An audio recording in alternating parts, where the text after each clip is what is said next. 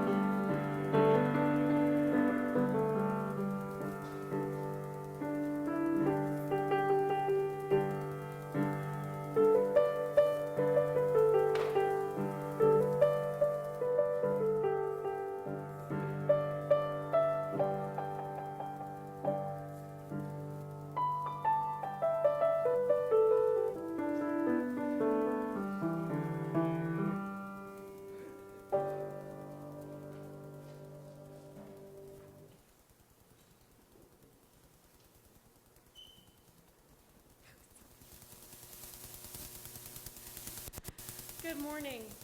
Welcome to the Unitarian Universalist Congregation of Lynchburg. We are glad you are here. Whoever you are, whatever your beliefs, whatever your age, and whomever you love, you are welcome here. As we work together for justice, compassion, and peace, we also acknowledge with humility that our buildings sit on Monacan land. My name is Joan Lewis Yoder, and I've been a member here for about 7 years, and today I'm talking to you as a member of the Ministerial Search Committee. If you are with us for the first time, we are glad you chose to be here this morning to participate in the service for this congregation that we love so much. If you would like to receive our monthly newsletter and Friday email updates, please fill out the virtual visitor card found on our website, uulynchburg.org, under Sunday services, or fill out the yellow card found in the back of the chair in front of you and place it in the basket during the offering. This morning, we offer a special welcome to our Generosity Sunday speaker, Martha Brown, representing Lighthouse. During social time today, you are invited to sign up in Drysdale Hall to fill up our cleanup buckets that are going to Western North Carolina. If you are on Zoom, please contact Reverend Terry this week if you would like to contribute items to the cleanup buckets. Our search committee urges all our members and friends to complete the survey that's going to be emailed out later today to help us discern the kind of minister we would like to call. We also encourage each of you to participate in a small group this week to offer your ideas on ministry at UUCL. There will be sign-up sheets for that in Drysdale Hall during coffee hour. And then also, if you're on Zoom, then you can contact us through the emails. Yes. There are also, about the small groups, there will be one on Zoom, and then others will be held in person here at Drysdale Hall. So we need your input, so please fill out your survey, get it back to us, and come to a small group. And then after the service today, don't forget to join us for social time in Drysdale Hall if you are in the sanctuary or on Zoom following the service. And Courtney is going to tell us about social stuff. So since I know how much we all love sign-up sheets, and Joan has lots of sign-up sheets going around, I'm going to add another sign-up sheet for you. Next week is Pledge Sunday, and after the service, we're going to do a soup Sunday, so we can all visit and have lunch together. So I have a sign-up sheet if you want to contribute a soup or something to go along with soup. And then we're also asking for help with setup and cleanup. And I know that cleanup can oftentimes feel like a really big task, so we've broken it down into very easy jobs for just one person to do. It shouldn't take more than 10 minutes. So this will be in the sanctuary or in Drysdale Hall during coffee hour as well. If you would like to sign up to bring some lunch items or to help us with setup or cleanup. Thank you.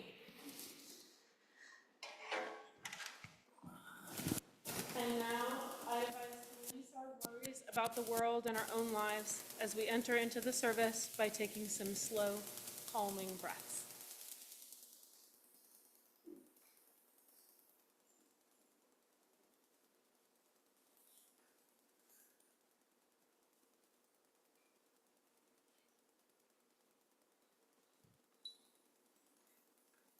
As our service continues, let's take a moment, those of us who are roomies in here, wave good morning to our Zoomies. Zoomies, wave good morning to our roomies. It's wonderful to be together.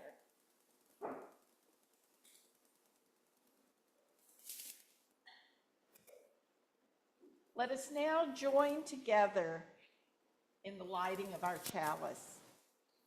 May the light we now kindle inspire us to use our powers to heal and not to harm, to help and not to hinder, to bless and not to curse, to serve you, O Spirit of light. I invite us now to rise in body or spirit as we share our opening hymn, number 193.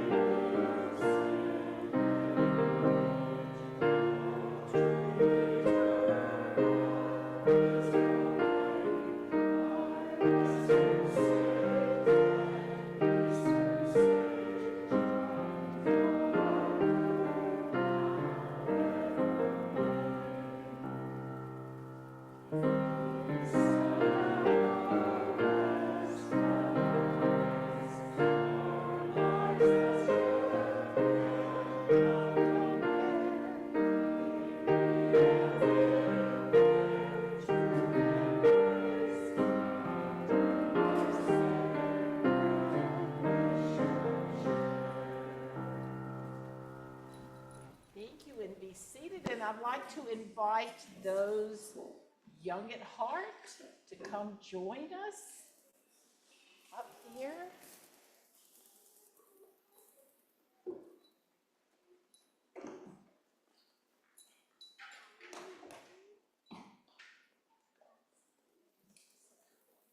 Good morning, everybody.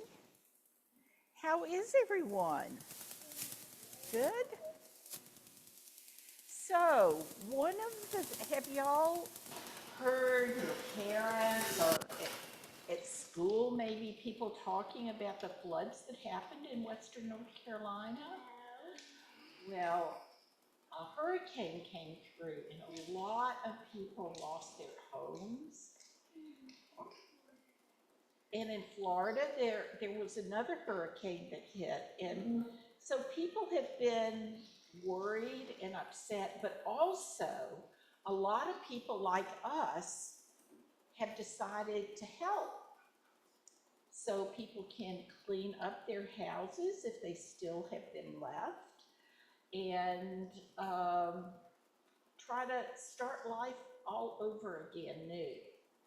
So we have decided that what we're going to do is make cleanup buckets. Here's a bucket. It's a cleanup bucket. That holds a lot of stuff, doesn't it? But right now it's pretty empty. Like one thing they asked for is to put in each bucket. Do you want one? Clothespins. Clothespins are one of my favorite things. But the reason clothespins are important right now is people have no electricity. So they can't have lights, they can't,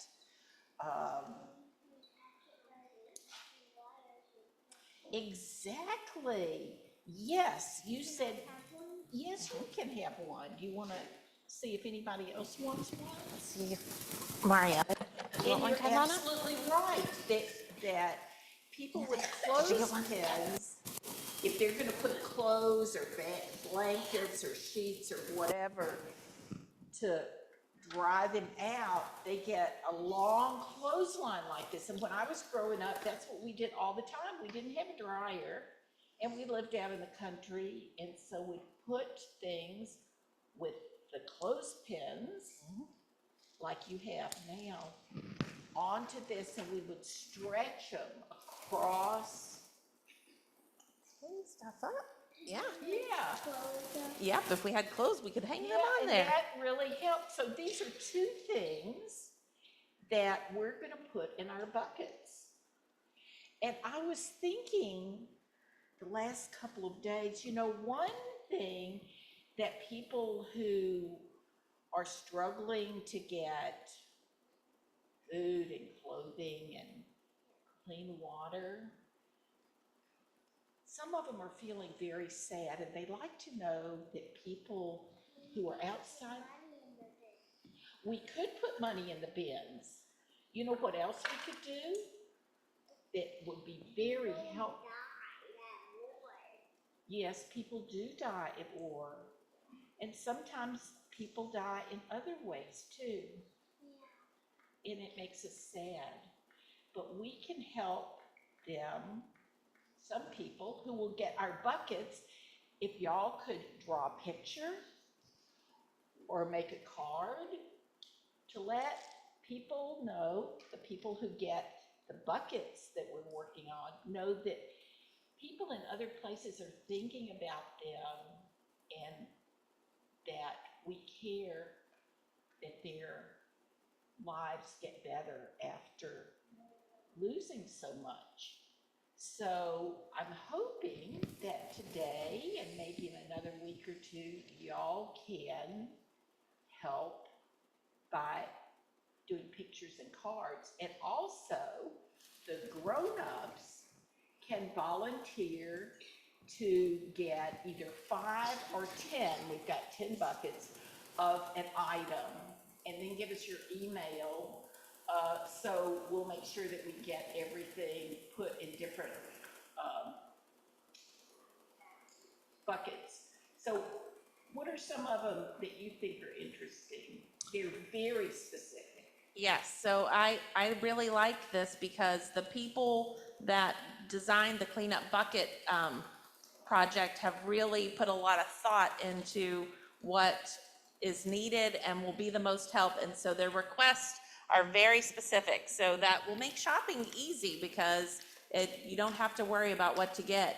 But they need sponges, And I thought it was interesting that they specifically are asking for 7 sponges and 5 dust masks. And they have the clothesline and trash bags. And speaking of the trash bags, another thing Terry and I both liked is that they want everything taken out of packaging because they're trying not to accumulate extra waste that people who are in these cleanup projects are having to deal with. So if you bring the trash bags, we're gonna be taking them out of the box and just putting the bags in a roll in there. So you'll see on here, a lot of the things that they ask for you to bring, they make a note to remove any packaging and just put the item itself in there. So I really appreciate y'all and your families helping us fill up the buckets with the supplies that are really needed. Because they still haven't gotten back to some of these really remote areas. So I'm glad that we are a caring community and can help those who really need our help. And I appreciate y'all for helping give notes and pictures to help people smile.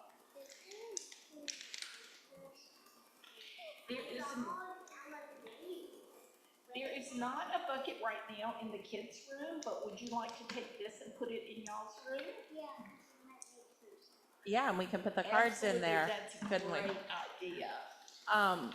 And after coffee hour today, I will take a picture of the sheet once some people have filled in spots, and I'll post that on Facebook and send it out through the email. So anybody that's participating by Zoom or couldn't be here today, you can see where we will still have needs after the in-person folks. The roomies have had a chance to sign up today. So. And dare I offer this?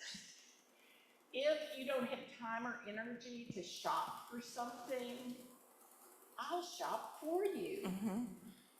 So, however you choose to help. So this is a wonderful way that our congregation can work together to help other people. So thank y'all for listening, and let us, is it okay to sing them? Let's do it. Okay, let us sing them to them.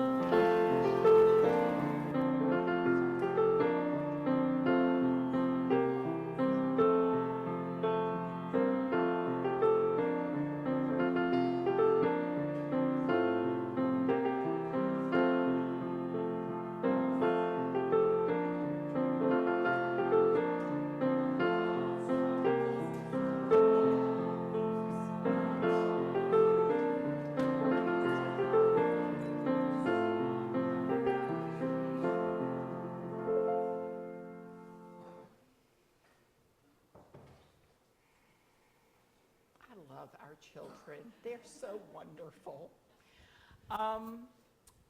This morning we are very fortunate to have an opportunity to learn more about the lighthouse, and I'd like to invite Martha Brown to come up to talk about the lighthouse just for a few minutes. Okay, Thank you. very much. It is so exciting to be here. It's probably been, sorry, I do have a quiet voice. Well, we have people on Zoom. Yes, yes. It's probably been about 9 years since I was here last. 2015, I think, was the last time I was here. And I was sharing with you about an initiative that we were doing in town to help rescue women in human trafficking. And so I talked to you all about a program we had started called Abigail's House. And I want you to know that since then, we have evolved into an incredible amount of additional programs that we offer in Lynchburg.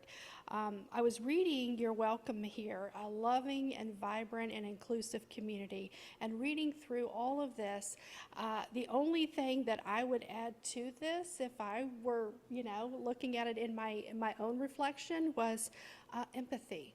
Empathy is truly the arc that bends us towards that justice. And I'm just so grateful that I have been able to identify with that gift. And with that, I'm able to see needs in the community on a different level. I believe that we should be serving people with empathy and not through sympathy. And with that, we're able to connect on a much more stringent way that gives us the ability to serve in a dignified way. Not just, it's just for a temporary period of time or a photo op, but really, how can we come alongside individuals and families and neighbors and say, we're allies and we're in this together, not just for a season, but for life.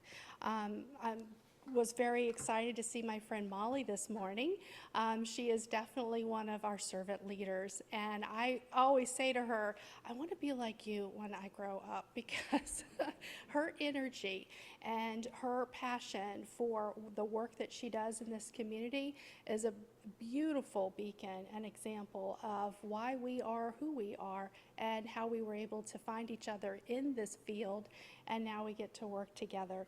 I brought a few things together to share with you all as gifts. This is an old church fan, but most of what you see is funeral homes like to hand these out. But I feel that everybody should have one, especially those in the hot weather this summer. And so we advertise healthcare and housing for all. And I brought a bunch of them here. I hope you guys will enjoy them. You can share them with the children. But it's just a reminder that at the Lighthouse, we also believe that everybody has the equal right to receive dignified services no matter what. And through the years, we've been able to start out with a space that offered just basic needs. How can you come and get access to food? How can you get access to hygiene? But as we were able to build those relationships and those friendships with our neighbors, we discovered there's something much more underlining in the world of poverty. And what we wanted to do was find ways that we could offer dignified interventions. And so we opened up a healthcare center. And so now we provide access to primary healthcare services, on-site mental health services. Everything is one stop. We also provide a space for people to get bicycles if they need help getting around the community and they don't have a bus pass, or let's say they're just getting out of jail or prison. We offer a reentry and residential housing program for men who are coming out. And while they're getting fostered and included back into the community, we help them get their ID. We help them get their paperwork and their services turned back on if they're eligible for those. But at the same time, until that happens, a bicycle really is the first form of mobility. And so we have a wonderful bike shop, and we're able to give out bikes. We've probably given out over 1,000 in the last 10 years. And we're very proud of being able to take old bikes, refurbish them, and give them away. Additionally, though, we knew that healthcare was just the beginning of our community center initiative to offer and incorporate wellness in the work that we do. And so we bought 90 acres of land right here in Lynchburg. And so now we're building workforce and affordable housing in a community land trust model. And so for families that work really hard to make this community a place that they like to say is a great place to work, play, and live, some of those households have to move way out to the county in order to find something affordable. And so the cost to commute is also a hardship for them. And being able to buy 90 acres of land in Lynchburg and be able to build quality, energy efficient housing that could also be affordable for our workforce is a very big initiative of ours. And we've been able to get our financing lined up, and we hope to be able to break ground on our next 10 homes. We built one, and we were able to showcase that to a beautiful family that lives there now, a household of 5, and they love their little home. And to be able to see them be a multi-generational family, live the American dream, meant a lot to us. And then lastly, we have a democracy center. And that's where Molly comes in, because we have a space for people to be able to come and register to vote and get their restoration of rights also restored if they needed that. We go out into the community, and Molly is one of those champions that goes out with us and helps people get that paperwork navigated and get that paperwork turned in. And so this year, especially because we're in an election year, it's incredible to make sure that we go into the communities that have been disenfranchised and remind them, just because you're a renter, you still have a stake in this community. And we want to make sure that you also are registered to vote. And if you need access to the polls, we'll take you there. So keep that in mind. We want to make sure that everybody has that opportunity to use their vote as their voice. And so for Molly, being able to find the energy to go out into the community and be a part of that has just really set an incredible example for us to be able to be proud of the work that we do. I'm going to be here for a little while. We have, a little brochure on our work. We have another brochure on our homeownership initiative. And I have a little rack card. We are still accepting new patients at our healthcare center. And then lastly, if it's stuffy in here, come see me. I'll give you a fan. Thank you so much for allowing me to share. And I look forward to fellowshipping with you all today. Thank you.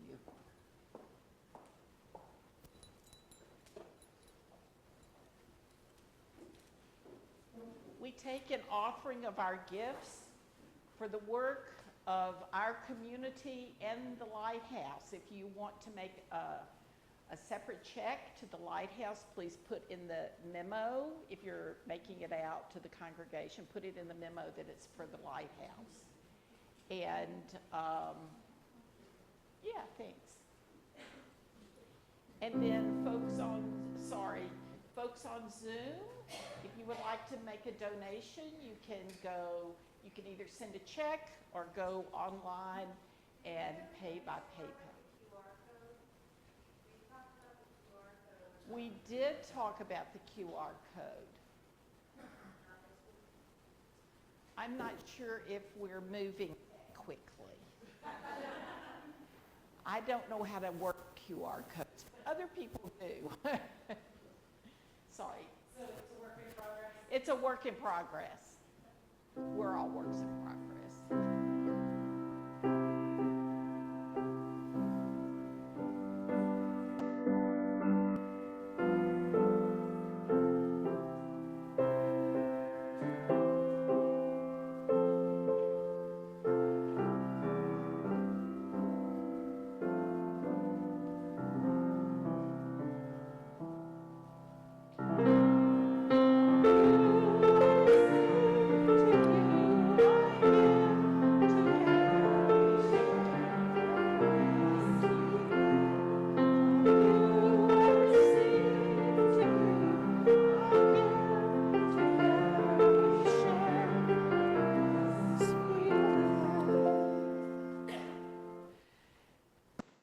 Goodness. The last couple of weeks have shaken us all, I think, in many ways. Many of us have family or friends whose lives have been dramatically altered by Helene or Milton. I still find myself grappling with grief over friends' homes that no longer exist, and my personal places of respite in western North Carolina no longer exist. Our own Cameron spent this past week on a mission of mercy helping equines in western North Carolina. Today, you've heard about a concrete way that we can send aid. But beneath all the help, I believe, is the need for us just to take a breath, to sit with the grief that we feel for ourselves or other people.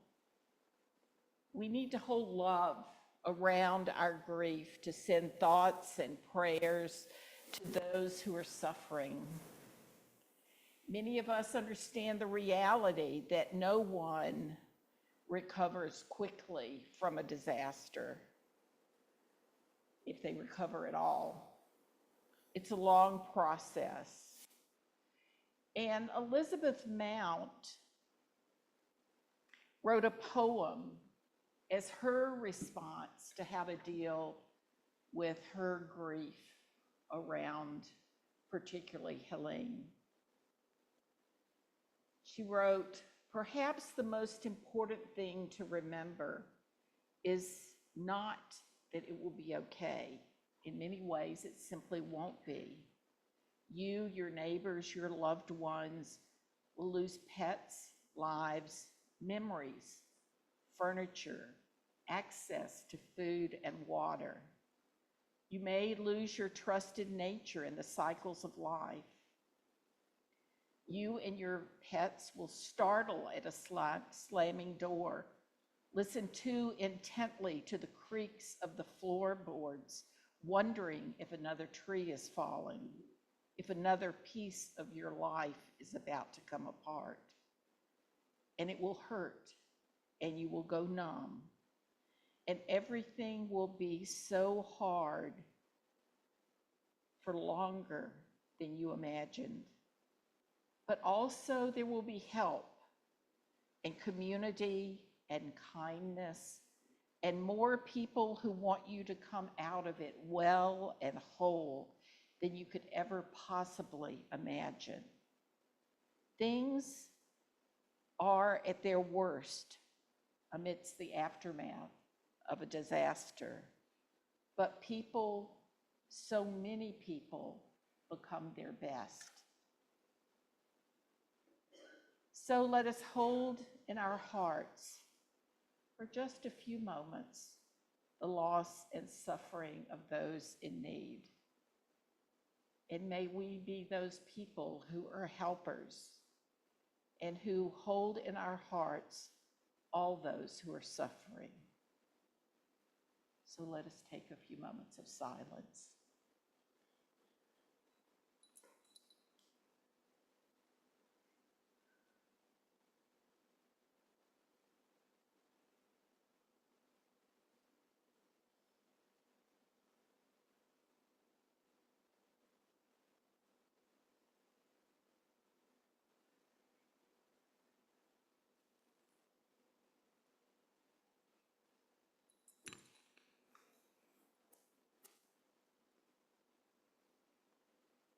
We share this communal concern, and we also have our personal joys and concerns that are part of our lives. Spirit of life and love, we hold up today the worries of the world, those that touch our lives and the lives of those we care for, the reality of the state of the natural world that is so affected by a climate change that the ravages touch all life forms, including humans. We give thanks today for the wonder and mystery of life, that in the midst of life's hardships and suffering, beauty abounds. It's so easy to forget the wonder and mystery of life when we're exhausted, we're suffering. May we know that we are sustained in the midst of our suffering by those who care for us, who seek to help us, who seek to help us understand that in the final reckoning, all is love, and that together we will overcome suffering and injustice. We particularly ask for blessings for Dr. Gregory Shea and all those who are the helpers in Gaza and other places around the world. This we ask in the name of all that is sacred. Amen.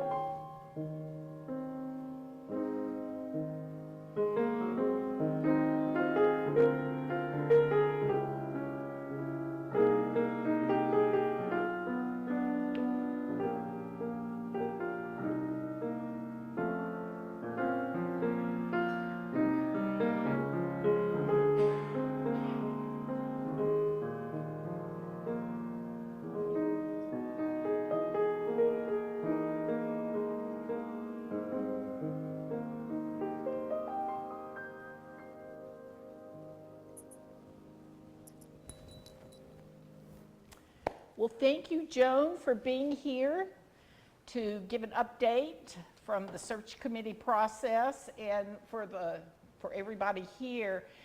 Contract ministry positions, which is what I have, 3/4 time.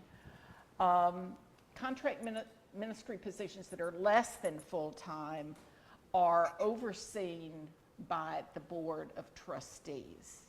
So thank you for being here, and thank you for your service again. Thanks.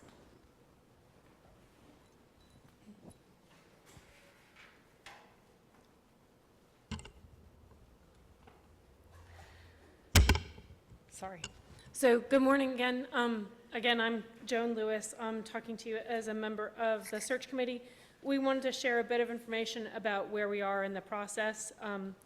So I don't know if you guys remember, the last time we entered the process of finding a minister was winter of 2020. So that year didn't go according to plan, but I think it worked out really well for us. Terry's been awesome, amazing, and just helped us grow in so many different ways. So that experience, you know, in that terrible year, I think makes me a little bit more confident about how this search process is going to end. I think we're going to wind up in a really good place. Search is an exciting time in the life of a church. There's a lot of anxiety associated with it, deadlines and getting things out on time, and technology hiccups and things like that. And also, you know, finding and settling a new minister is expensive. So as the board is working on the budget for next year, that's definitely going to be on their mind. So that can all be anxious, but it is really exciting because we're going to be asked to think about who we are, who we want to be, and we're going to talk to each other about what we think is going to be the best kind of ministry for our church moving forward. And I think that's fun to figure out, and that our congregation is actually really good at that. If you participated a few years ago in our workshop to come up with our mission statement, that was an amazing process of people coming together and sharing their ideas and coming up with a statement that defines who we are and what we stand for in a really, really thoughtful way. And we did that together.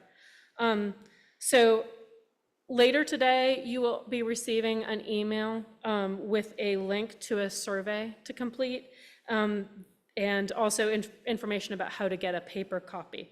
So each of us is going to be asked to spend some dedicated time thinking about what this congregation, thinking about why it matters to us, and where we see ourselves growing and going forward together. So this week, we'll also begin meeting in small groups to discuss with each other what we feel would be most meaningful in this search process. So you're going to get information about this too, and there will be sign-up sheets in Drysdale Hall. But I just want to tell you really quickly that the first meeting is actually tomorrow night here in Drysdale Hall at 6:30. And so you can sign up for that session. There'll be another one Tuesday, another one Wednesday, then Friday afternoon, and then Zoom on Saturday, and in person with childcare on Sunday. And those are just the start. So we're going to be talking about this for a long time. So there will be lots of opportunities. We want lots of opportunities for you to tell us what you're looking for and what you think we need. So this is just the start of our conversation. If you have questions or concerns about how we're starting out, then you can contact Sarah and Sarah and Steph are in the back, and we'll all be around, so you can talk to us. And then other members of the committee are Tina Barnes and Ash Kirkwood and Barb LaFleur, who can't be with us today because she's celebrating her daughter's wedding, which is really exciting. So you can reach out to us in person, but then also through email or even old-fashioned phone call, or however you want, impromptu conversations. We just really want to hear from you, and thank you. Thanks, Joan. And our theme this month is deep listening. What a perfect time to be learning more about how to listen deeply, both because of our ministerial search and as we seek to live in the world at this time that is fraught with such suffering and joy. There are times when we all struggle to make sense of the world and to cope with the anxiety that we feel. If we were a traditional faith, I would stand here and tell you how you're supposed to respond to the world and what you should believe. I'd probably be gone next week if I did that. But that is not how we as Unitarian Universalists find meaning. We are all here because we want to engage deeply with the world and to hold our own understanding of the sacred, however we see that, as a theist, as an agnostic, as a humanist, however we define the sacred. It's both more authentic to us and more challenging that Unitarian Universalists honor a wide spectrum of belief, because our faith calls for great resilience as we engage with community members who find meaning in practices that have no particular meaning to us personally, but we can still honor what those people believe. So the process of being inclusive and diverse, as we have probably discovered, is wonderful and messy. Because the following weeks, the next few weeks, are going to be filled with anxiety, I think it would be good for us to consider for a few minutes the importance of finding what feeds us personally and enables us to cope with anxiety better. How we address our spiritual needs will help us during this time. What you need as spiritual practices to sustain you through difficult times might not be what sustains others of us.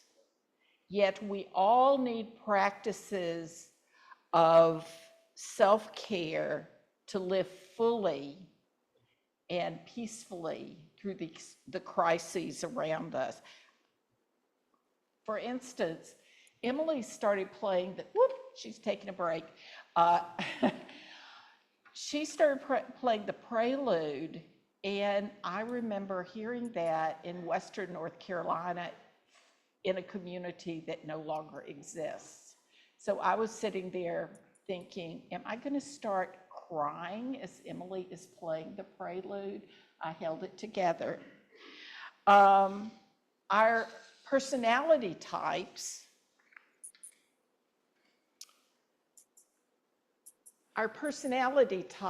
which I know some of us have taken certain inventories like the Myers-Briggs or the Enneagram or whatever.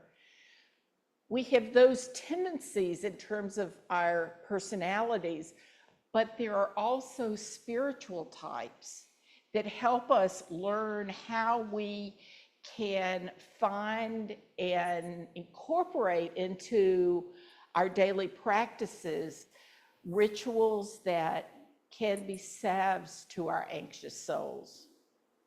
The reality is that these spiritual practices or spiritual types help point us in some directions that might be useful for us.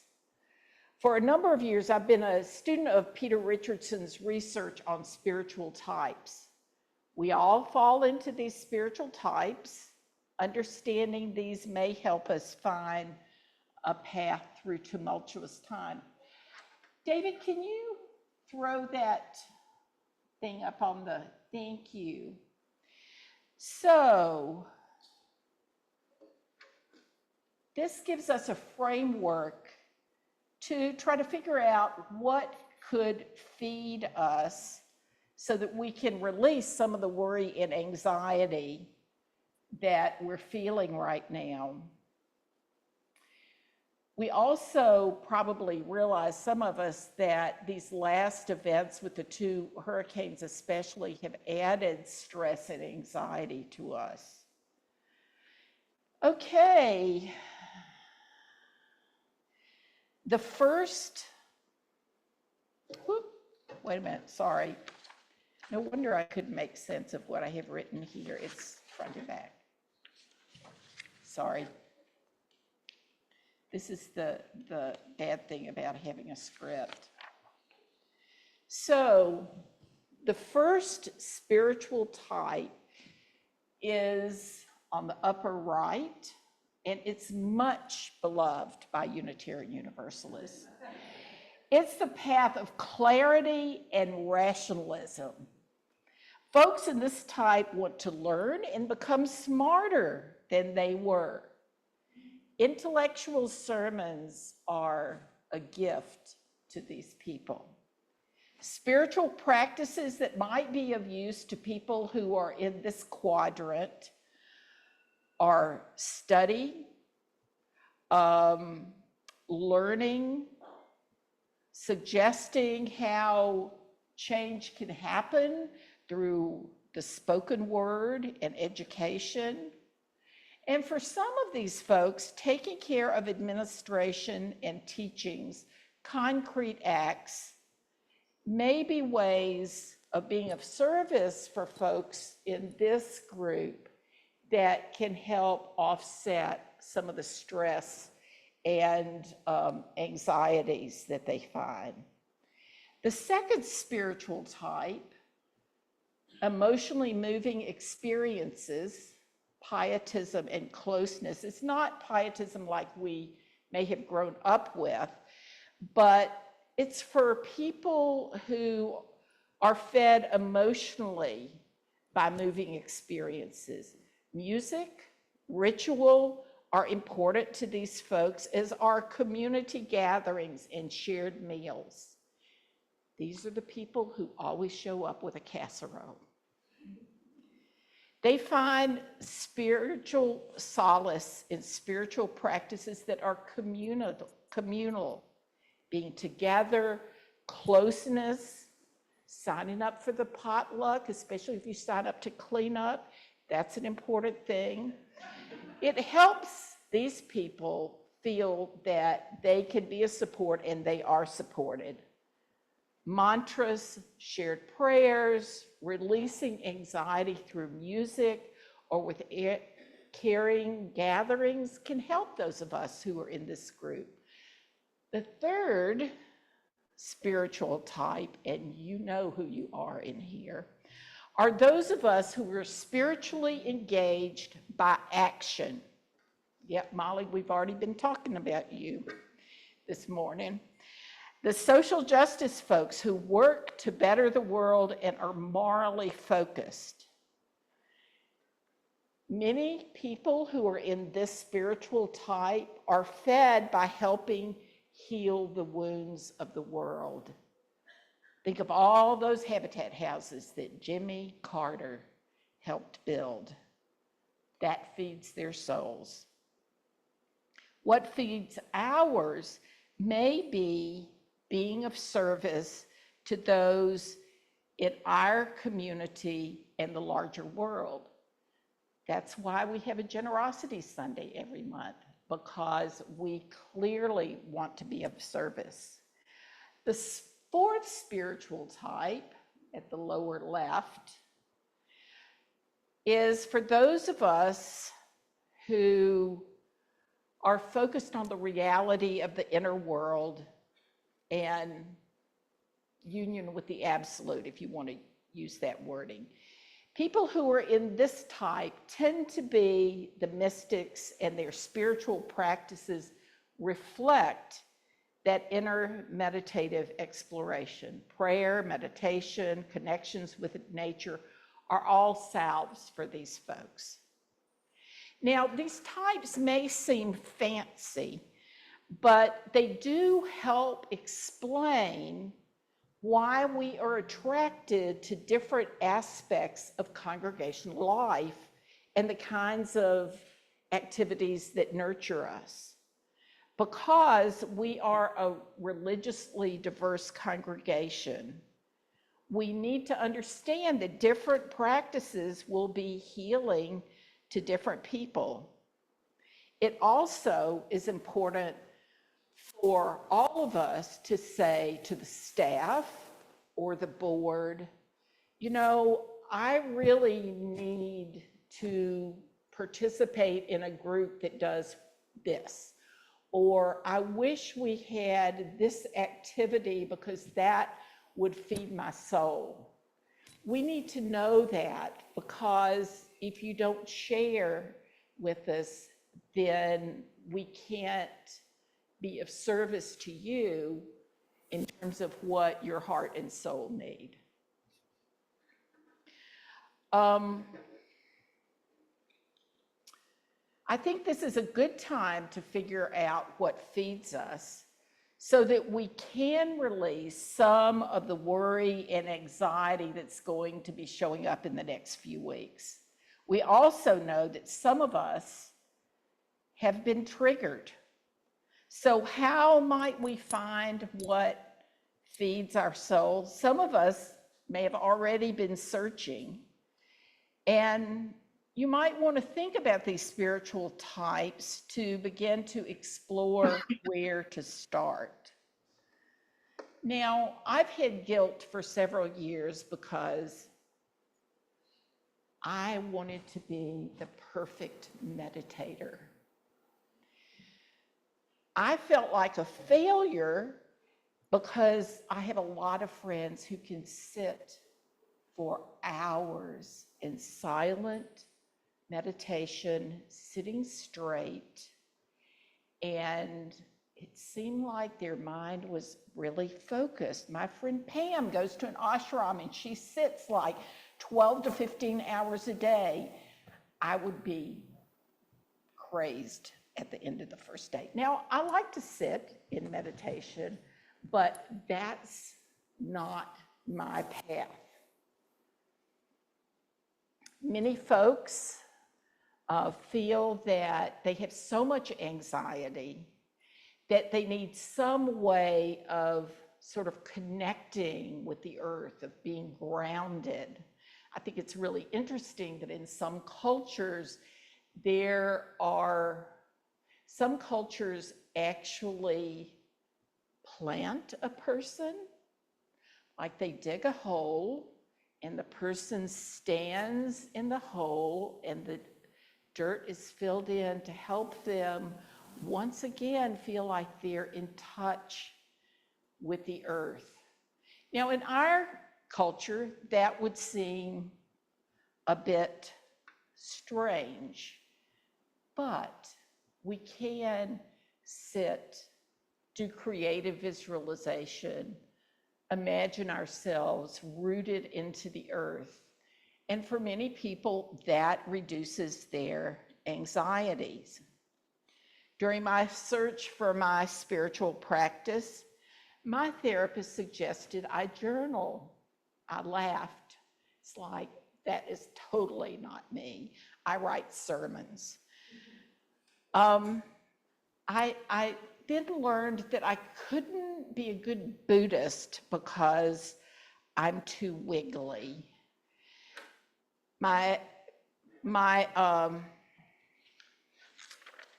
teacher, Neil Douglas Klotz, had some other ways of teaching. I finally found the dances of universal peace in spiritual walks, where one walks very intentionally as if one were walking in the energy of the ascended master or holy person. And I find that very powerful. Ritual feeds me. Sitting in silence, especially in nature. Can you think of something something that feeds you? Can you pursue that more?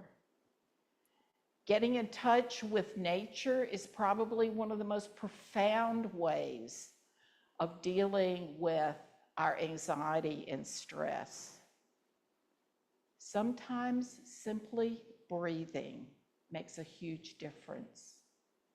That's why I like for us to take a couple of breaths before the service starts. Part of self-care is a time to figure out simple practices or actions. Walking, running can be very spiritually powerful. Why spend time thinking about these things? Because we can't really care for or help others if we haven't figured out what feeds us. The well of caring will run dry without replenishing ourselves. When we find the practices that we're newest, then we need to do those practices consistently until it becomes a habit, a healthy habit. So as we move through this period leading up to the election, it will serve each of us well to create a daily discipline, to create a practice that clears the mind and heart, that helps us find joy, hope, and gratitude as we navigate our lives. And if you feel stuck or overwhelmed or lost, call on this community.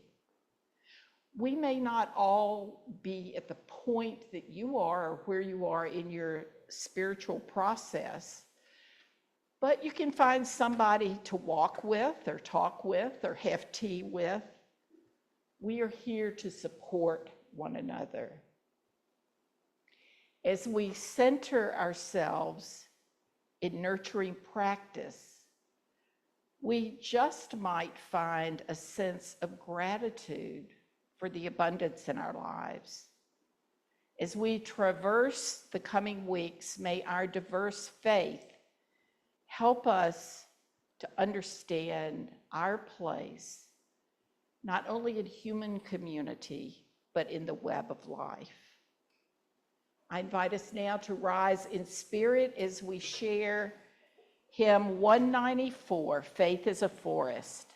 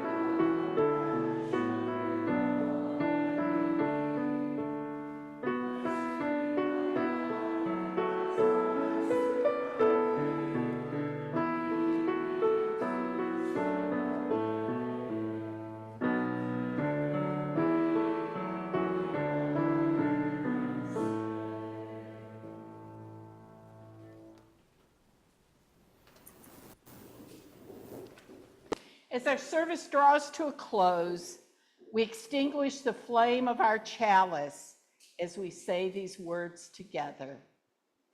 We extinguish this flame, but not the light of truth, the warmth of community, or the fire of commitment. These we carry in our hearts until we are together again. And now, as we prepare to go our separate ways, let's wave at our Zoomies. Jane, it's great to have you here. Let's wave to our roomies. It's great. Our closing benediction words come from the Reverend Emily Gage. May we open our hearts and minds to one another in the world. May we let ourselves be changed by the stories around us. May we listen deeply and be deeply listened to, and be held in silence and love, and may it always be so. Let's be.